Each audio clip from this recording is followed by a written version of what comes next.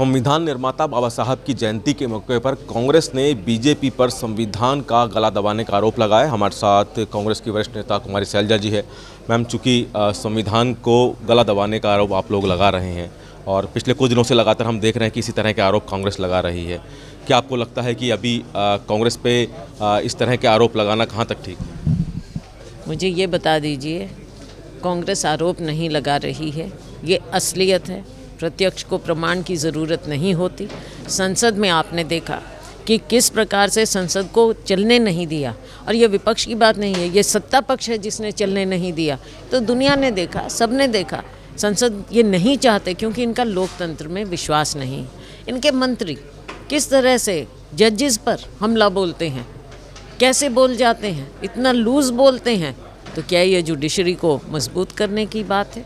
तो जब इस तरह, चाहे हमारा लोकतंत्र में संसद हो, चाहे जुडिशरी हो, चाहे मीडिया हो, जब इनको कमज़ोर करेंगे, इनकी नींव हिलाएंगे, तो इन पर हमला नहीं, हम असलियत दिखा रहे हैं। देश देख रहा है कि आज के दिन ये लोकतंत्र को कैसे कमज़ोर कर रहे हैं। विपक्ष के ऊपर ये बेबुनियाद बातें करते हैं, अपनी बात करने की बजाय हर मौके पर विपक्ष के ऊपर उंगलियां उठाते हैं, विपक्ष पर हमला बोलते हैं, विपक्ष को अपना काम नहीं करने देते। कांग्रेस कह रही है कि राहुल गांधी की सदस्यता भी इसलिए गई क्योंकि उन्होंने सदन में अदानी और प्रधानमंत्री के रिश्ते को लेकर चर्चा करने के लिए कहा था। उन्होंने अदानी और प्रधानमंत्री के रिश्तों के बारे में बात की थी सदन में। तो आप देखते हैं, आप कड़ियाँ जोड़ लीजिए ना। पहली बात, उनकी बातों को एक्सपंज किया गया। दूसरी बात, माननीय प्रधानमंत्री जी ने कोई जवाब नहीं दिया। तीसरी बात, संसद को आपने चलने नहीं दिया। चौथी बात, मैं कोर्ट्स की बात पर नहीं जाऊंगी क्योंकि वो हम लड़ाई वहीं कानूनी रूप से लड़ रहे हैं, लेकिन जिस प्रकार से राहुल जी की सदस्यता को एकदम भंग किया और एकदम मकान वापस ले रहे हैं, जैसे उस मकान के बिना ये सरकार ही नहीं चल सकती। सरकार ही हिल गई। सरकार एक्चुअली हिल गई है राहुल जी से, राहुल जी की यात्रा से। कांग्रेस लगातार कह रही है कि जो भी हो रहा है इसको जनता तक बीच में लेकर जाएंगे। जगह जगह हमने देखा कि प्रोटेस्ट भी हुए।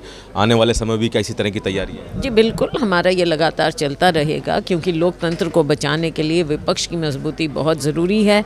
और जब विपक्ष के नेताओं पर हमला होता है और हमारे नेता पर, जो कि बेबाक होकर अपनी आवाज़ को उठाते हैं लोकतंत्र के लिए, लोगों के लिए, जब उन पर हमला होता है तो कांग्रेस पार्टी हर बात को जनता के बीच लेकर जाएगी। मेरा एक सवाल, चूँकि आप हरियाणा से हैं, हरियाणा में अभी देखने को मिल रहा है कि मुख्यमंत्री लगातार पहले भिवानी में, अब पलवल में जनसंवाद कर रहे हैं, 3-3 दिन का डेरा लगा रहे हैं, लोगों से मिल रहे हैं।